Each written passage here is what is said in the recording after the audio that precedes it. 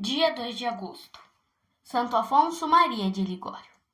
Doutor da Igreja, bispo de Santa Águeda e fundador da Congregação do Santíssimo Redentor. 1787. Marianela, colocada nos arrabaldes poéticos de Nápoles, chamava-se a vila da histórica família de Ligório. Foi lá que, pela manhã de 27 de setembro de 1696, nascia Afonso. Sobre seu berço já cintilavam os esplendores de uma nobre linhagem e do renome paterno. Dom José, o pai do santo, pertencia à nobreza, tendo nome e escudo de fidalgo. Era preposto do rei Carlos VI, comandando os navios reais. Mas, sobretudo, era homem profundamente crente. Desposou a dona Ana Cavalieri, não menos religiosa nem menos nobre que ele. Era dona Ana irmã do bispo de Troia e pertencia à nobre família dos Cavalieri. Até a palavra profética de um santo, São Francisco de Jerônimo, veio pôr em fulgores o berço de nosso santo. Essa criança, disse Jerônimo, tomando o menino que lhe apresentavam os pais, essa criança não morrerá antes de 90 anos. Será bispo e realizará maravilhas na igreja de Deus. Do pai receber Afonso uma vontade férrea, uma inteligência viva e perspicaz, enquanto a influência materna lhe punha no coração uma ternura irresistível. E cedo começou sua carreira de santo e de sábio. Mocinho ainda já frequentava as associações religiosas, fugia dos companheiros briguentos e amigos de palavras pesadas. Naturalmente não eram pequenas as esperanças que sobre ele nutria Dom José de Ligório. Com efeito, o destinou aos estudos das artes liberais, das ciências exatas, das disciplinas jurídicas. Foram rápidos os progressos de Afonso na jurisprudência. Com 16 anos e poucos meses, doutorou em ambos os direitos. Com espanto geral, começou a colher louros e triunfos no fórum. Imagine-se quantos planos e quantos castelos de grandeza fazia sobre o filho do envaidecido pai. Mas no coração de Afonso já havia a graça divina aberto profundos sulcos e inspirado outras rotas de grandeza. Era ele fervoroso, sócio da congregação dos jovens fidalgos e doutores. O sacrário o atraía como um imã. A Maria Santíssima entregara o santo à guarda do lírio de sua pureza. Todos os anos fazia os exercícios espirituais. Entretanto, Dom José já andava à procura de uma noiva para o filho. Achou-a na pessoa de Teresa, uma sua sobrinha, filha do príncipe de Presício. Aconteceu, porém, que essa sobrinha, em lhe nascendo um irmãozinho, já não ia ficar a herdeira dos bens paternos. E isso fez esfriar os entusiasmos de Dom José. Teresa compreendeu o jogo e, ao ser novamente procurada pelo tio por ocasião da morte do recém-nascido irmãozinho, desiludiu e foi tomar o véu no convento das Sacramentinas. Afonso, por sua vez, sempre se mostrara esquivo a tais projetos do pai. Além da piedade e da ciência, cultivava também a música e as óperas, mas fechava-se no galarim para nada ver e apenas ouvir a música dos célebres maestros. A providência tinha outras intenções com Afonso e ia intervir no desenrolar das coisas. Em 1723, o duque de Orsini entregava a Afonso uma causa de suma importância. Tratava-se nada menos de um feudo no valor de 600.000 ducados. Meticulosamente, nosso advogado estudou o processo, reviu os autos, conferiu documentos, fez uma brilhantíssima defesa no fórum.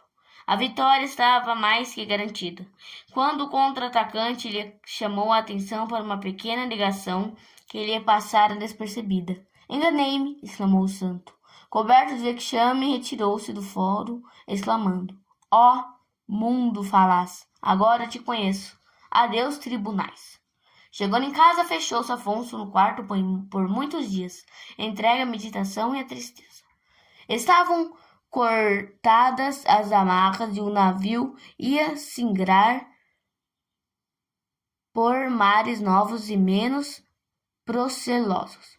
Nosso advogado começou com uma vida entregue às obras de caridade e à oração. Foi quando trabalhava no Hospital dos Incuráveis que ouviu por 2 vezes o chamado misterioso: Afonso deixa o mundo. A 23 de outubro de 1723, vestia o talar do clérigo. A 21 de dezembro de 1726, foi ordenado sacerdote. Tudo isso, porém, lhe custou renhidas lutas com o pai, o qual não podia se conformar com a escolha feita pelo filho. Mais tarde era com pavor que Afonso recordava dessas horas de combate. Agora foi rápida a carreira de Afonso. Do altar foi para o púlpito, tornando-se popular como pregador e estimado como verdadeiro apóstolo. Procurava, de preferência, os pobres, Lazzaroni e a meninada abandonada pelas ruas de Nápoles. Muito se mortificava. Dom José, em vendo o filho metido no meio do povinho, desprezível a seus olhos de fidalgo. Nosso santo não se esmorecia contudo. Passou a morar no hospício dos padres chineses e pensou seriamente em ir para as missões pagãs. Mas o homem se agita e Deus o conduz. Adoentado, foi Afonso enviado à Escala para repousar. Aconteceu que lá havia um convento de irmãs, e entre essas destacava-se por sua virtude a irmã Maria Celeste Crosta Rosa. A 3 de outubro de 1731, revelava-lhe a irmã a visão que tivera. Afonso estava designado por Deus para fundar uma nova congregação. Começou então o duelo entre Deus e a humildade do santo. A luta foi um verdadeiro martírio para Afonso. A santa irmã chegou mesmo a intimá-lo. Dom Afonso, Deus não o quer em Nápoles. Chama-o para fundar um novo instituto. Resolvido isso, depois de se haver orientado com Falcoia, seu confessor e mais tarde bispo, teve o santo de enfrentar a tremenda oposição do pai. Esse recriminava ao filho dureza de coração, por querer abandoná-lo e meter-se na aventura de fundar um novo instituto.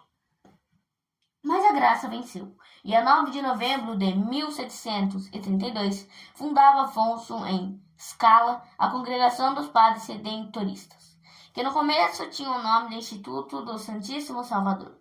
Seus primeiros companheiros eram todos sacerdotes e logo começaram a dedicar-se à pregação. Não tardou a aparecer a desunião nas ideias. Queriam uns que o Instituto, além da pregação, se dedicasse também ao ensino.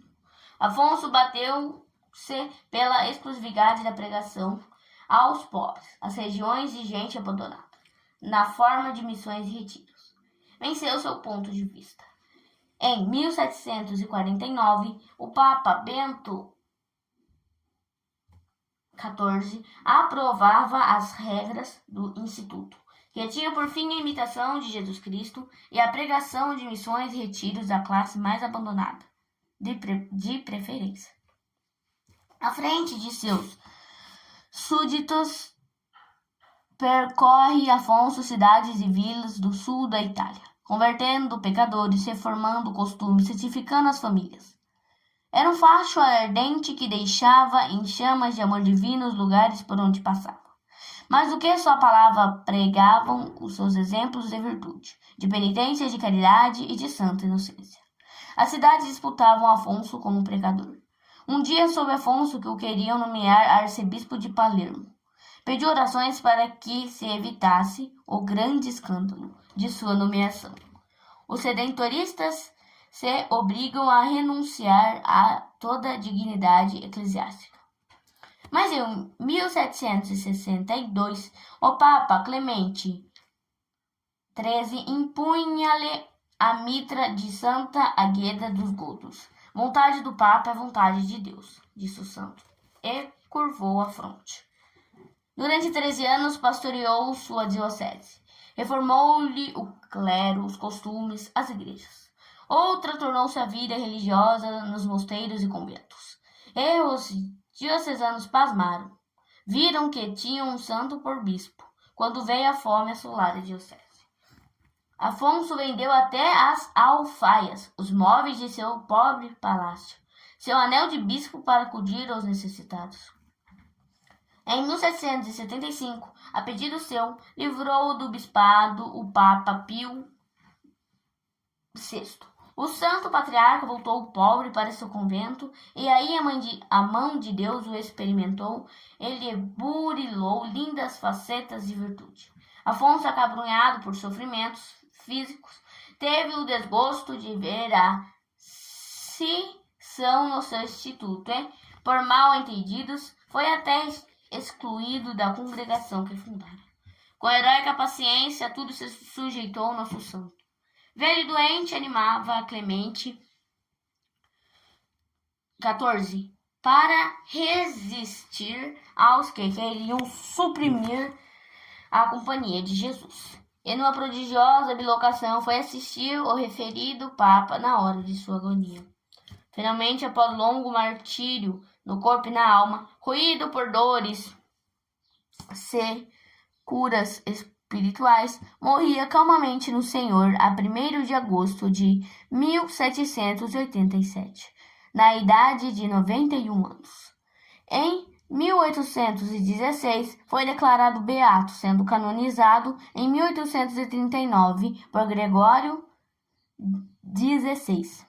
Honra que Pio XVIII lhe quisera prestar já em 1830, não o podendo, por causa da Revolução. Afonso foi um escritor incansável. Deixou para os sacerdotes a sua célebre teologia moral. Para os religiosos, a verdadeira esposa de Cristo. Para o povo cristão, livros cheios de verdadeira e ungida piedade, tais como as meditações sobre a paixão do Salvador, glórias de Maria, visitas ao Santíssimo Sacramento, tratados sobre oração. Foi historiador, foi apologeta, foi pregador, foi poeta e foi músico. De tudo deixou valiosas lembranças ao povo cristão. Chegam a 90 suas obras publicadas e a 1913 os manuscritos que deixou. Por isso deu-lhe a Igreja em 1871 o título de doutor zelosíssimo. As obras de Afonso têm a perenidade das fontes e das árvores seculares. Foram traduzidas em mais de 64 línguas os livros Visitas ao Santíssimo Sacramento e Glórias de Maria Santíssima. Reflexões. Afonso fez o voto de não perder uma parcela de tempo. Só assim se explica o muito que trabalhou, que rezou e que escreveu. E tantos são os cristãos que perdem o tempo em pecados, em deveres mal cumpridos, em devoções praticadas só por motivos humanos.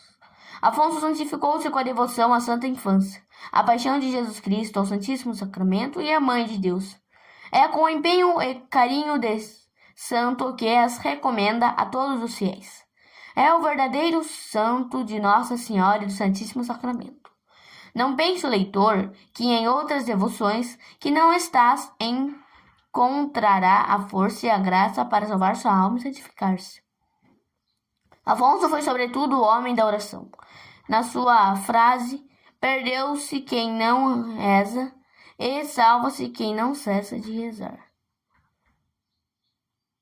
Cuide-se o leitor, portanto, de fazer pouco da oração, ou de reduzi-la ao mínimo possível na sua vida. Do contrário, corre sério risco de perder sua alma e sua glória.